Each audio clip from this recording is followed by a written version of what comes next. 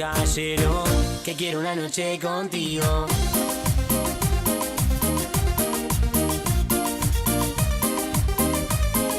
Cumbia, cumbia, la reserva. La noche comienza y no quiero estar sola. Con amigas voy a salir. No perdamos el tiempo que se pasan las horas. Si me quiero divertir, llego a la fiesta, ya te veo en la esquina como me gusta. Y seguimos en un buen día. Allí podés ver parte de la ciudad de Resistencia. Estamos en uno de los laterales de la Plaza 25 de Mayo de 1810, un clásico de la capital de la provincia del Chaco.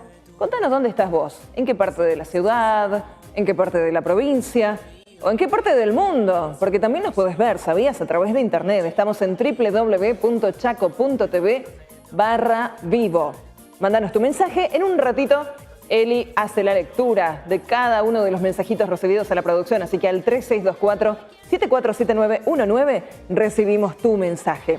Vamos a hablar ahora del río Paraná. Seguramente escuchaste hablar muchísimo en películas, en historias, en esos temas que seguramente tuviste que estudiar en la escuela, o seguramente también el río Paraná está muy presente en tus descansos del fin de semana. Lo cierto es que este recurso hídrico tan característico del nordeste argentino es materia de estudio y de admiración hace muchos años por parte de nuestros científicos. Vamos a dar la bienvenida al director del SECOAL. Es además investigador del CONICET y miembro activo como investigador, como científico de la UNE. Está con nosotros el doctor Oscar Orfeo. ¿Cómo le va, doctor? Bienvenido. Muchísimas buen día. gracias, muy amable. Bueno, muchas gracias por a su todos. tiempo, por acompañarnos. No, al contrario, gracias a ustedes por la invitación. ¿Qué tarea la de dirigir una institución como el SECOAL con esta implicancia social, científica y hasta económica que puede representar para una comunidad, ¿no? Sí, bueno, es un compromiso muy grande, muy serio. Realmente tuve que meditar mucho para entender si me hacía cargo o no de la dirección. Las direcciones son por concurso, de manera que son opcionales.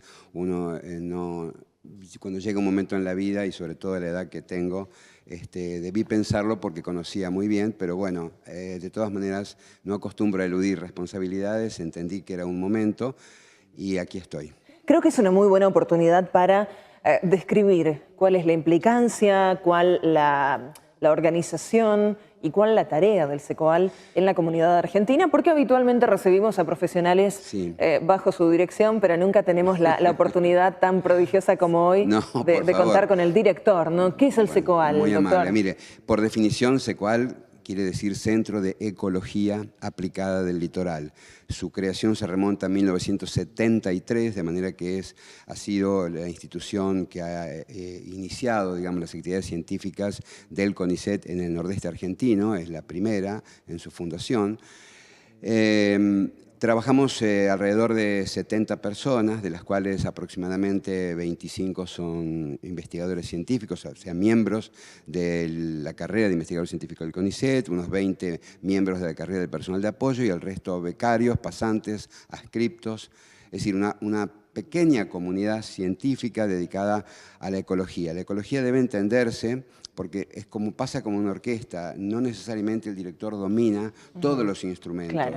sino que los coordina. Es esa sinergia que se genera en los equipos, ¿verdad? Donde uno va complementando Claro. sus aptitudes con las cualidades del otro. Sí, yo me atribuyo un poco, bueno, por la función del director, es la de gestionar la coordinación, que todo funcione como tiene que funcionar para que cada investigador pueda desarrollar sus propios proyectos en esa línea. De todas maneras, nosotros tenemos dos grandes ejes de rotación. Por un lado, la ecología, o sea, las ciencias biológicas, por un lado, y las ciencias ambientales, por otro, y la paleontología también es un eje importante en nuestras líneas de investigación habituales. Es común avisorar el trabajo conjunto del SECOAL con CONICET y con la UNE. ¿Cómo se da esta alianza estratégica y cuál es el fundamento que las une?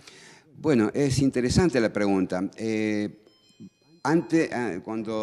Muchos años atrás, cuando empezamos, las actividades, quizás se veía como cosas distintas. Hoy por hoy, el perfil que tiene un investigador es el mismo que tiene el docente. Somos docentes e investigadores. Una cosa está con la otra, de manera que todos formamos, y de hecho que nuestra unidad ejecutora, o sea, nuestra institución, el SECOAL, tiene doble dependencia como todas las instituciones del CONICET. Tenemos doble dependencia con la universidad local. Pertenecemos tanto a la Universidad Nacional del Nordeste, en nuestro caso, como al CONICET. Eso significa que todos somos, desarrollamos los dos roles. Somos docentes y somos investigadores. O sea, trabajamos en el aula y en el laboratorio y hacemos una retroalimentación en ambos casos, ¿no? Y uno de los temas que los ha convocado fue el estudio del río Paraná. ¿Por qué los científicos están tan intrigados, tan interesados en este recurso? Y además, ¿cuál es la importancia de estudiar el río? Bueno, aquí, para hablar del río Paraná, me alejo un poquito de la dirección, en el sentido de que no es quizás el punto primordial de la institución, ha sido el mío en particular. Entonces, hablar de Río Paraná ha sido cuando yo llegué a esta zona. Bueno, yo estoy radicado en Corrientes, pero nosotros no tenemos jurisdicción provincial. O sea, como somos empleados nacionales, trabajamos en todas las provincias del NEA, no tenemos restricciones, digamos, de fronteras, como pasa con la ciencia en general. Para mí, trabajar en el río Paraná fue básico, elemental, fue un imán. Cuando yo llegué a Corrientes, los recursos hídricos de la región impidieron que tuviera ojos para otra cosa. Aún siendo geólogo, que el geólogo habitualmente salimos con digamos, enseñanza de grado orientada hacia los ambientes del pasado, no pude mirar otra cosa. Y dentro de eso, el río Paraná ha sido el objeto de mi estudio. Yo desarrollé mi tesis doctoral allí, llevé los primeros resultados al exterior, y en el exterior me conocí con la comunidad científica internacional. Entonces, yendo a tu pregunta, el río Paraná es una vía de escurrimiento importante, es la más importante de nuestro país y es una de las 6 más importantes del mundo. Si el río Paraná es mucho más que lo que vemos. Nosotros vamos, yo no estoy seguro de si se tiene conciencia de la dimensión que tiene el río Paraná, porque al decirte que es uno de los 6 más importantes del mundo, de hecho que el más importante del mundo lo tenemos en el mismo continente, como pasa habitualmente, que es el Amazonas en Brasil, claro. Pero después, según el ranking que uno prefiera, hablamos de la magnitud de la cuenca, de la longitud, del caudal, de lo que vos quieras, tenemos un promedio entre los 6 y 10 ríos más grandes del mundo.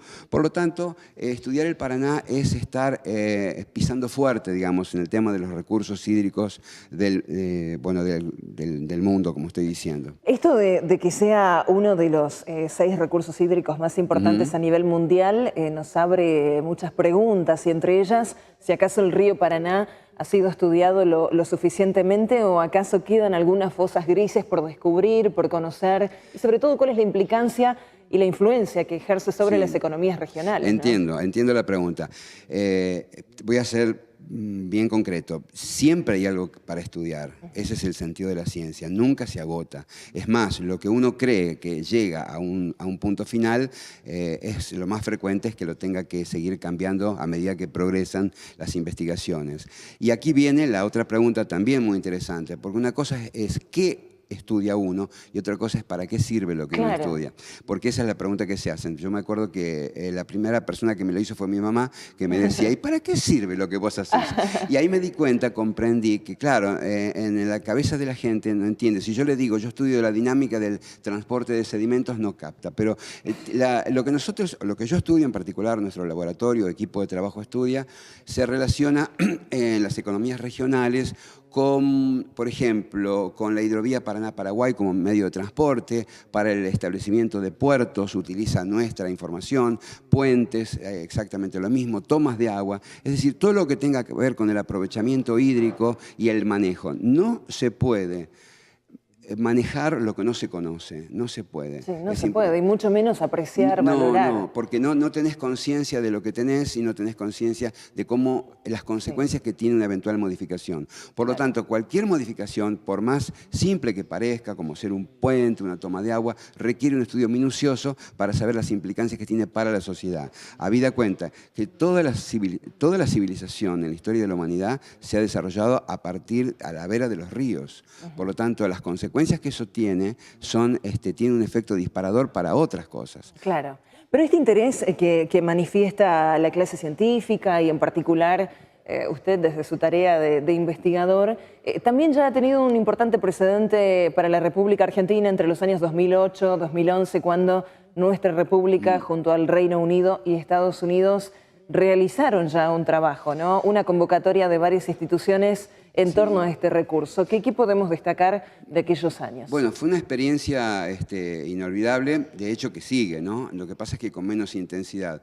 Nosotros, como dije, cuando estuve visitando Shanghái en un congreso que se hizo en China, tuve la oportunidad de conocer a un grupo de investigadores que trabajaban en Grandes Ríos. Entonces fue una suerte de presentación en sociedad del río Paraná. Eso hizo que despertara el interés. Nosotros comenzamos con un punto, era las confluencias, ¿no? Porque había un grupo de trabajo que trabajaba las uniones de Grandes Ríos. En este caso Paraná-Paraguay, después hicimos extensivo el estudio a la confluencia Paraguay-Bermejo. Entonces, y de ahí desarrollamos toda una línea que se dedicaba a estudiar, por ejemplo, los cuerpos de sedimentación, las islas, los movimientos laterales, todo lo que tiene que ver. Eso, comenzamos con un grupo que era del Reino Unido, de distintas universidades, unas 10 universidades del Reino Unido, y después se acoplaron algunas de Estados Unidos, algunas de Canadá, y de hecho fueron rotando, surgió mucha información, se hicieron varias tesis doctorales del país y de otros países con centro de estudios en el río Paraná. Nosotros, como pasa en todas las áreas de la ciencia no tiene fronteras. Entonces, un aspecto que me parece importante destacar, porque a veces me han hecho esa pregunta, ¿qué pasa con la información? Claro, ¿cómo se canaliza, ¿no? Claro. Luego, ¿cómo llega al resto de las instituciones y básicamente a la gente? Entiendo, porque hay una especie de preconcepto de que si vos trabajas con extranjeros, la información migra, se va o la manejan otros. La información siempre es pública, si no, nosotros no podríamos cobrar el sueldo. Siempre es pública, tenemos que publicar. Lo que varía es el orden del protagonismo que tiene cada autor según lo que hace, pero siempre toma estado público.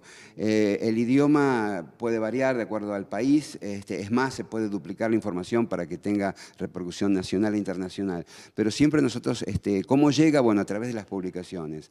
En algunos casos, no puedo dejar de mencionar que también, no solamente es la investigación científica abstracta, sino que a veces nos hemos dedicado a través de un servicio que tiene el CONICET, que se llama Servicio Tecnológico de Alto Nivel, que hace servicios a la comunidad sobre preguntas o pedidos o inquietudes puntuales, ¿no es cierto? ¿Y cómo estamos, doctor, los ciudadanos respecto de esta importancia estratégica que tiene a nivel mundial el río Paraná? ¿Somos conscientes? ¿Sabemos cuidarlo? ¿Aprovechamos los recursos? ¿Nos interesamos por saber? ¿Vamos a esta bibliografía que ustedes van generando? Digo, ¿estamos involucrados con este posicionamiento que tiene a nivel territorial nuestro recurso hídrico? La pregunta es muy compleja porque tengo que hablar por mucha gente. Como ciudadanos también voy a incluir a los científicos, ¿no es cierto? Yo creo que todos tenemos un rol importante, tenemos que dar y recibir permanentemente, tenemos que estar muy atentos y ser muy perceptivos de lo que pasa. En general, y es una opinión personal, creo que sí, que por lo menos en el área de influencia de nuestra institución hay conciencia de lo que se tiene. Hay mucho interés, no solamente a través de la bibliografía, cuando nos ven trabajar la gente se acerca, pregunta. Yo veo que no hay un desmanejo, un despropósito, digamos, una mirada despectiva hacia el río.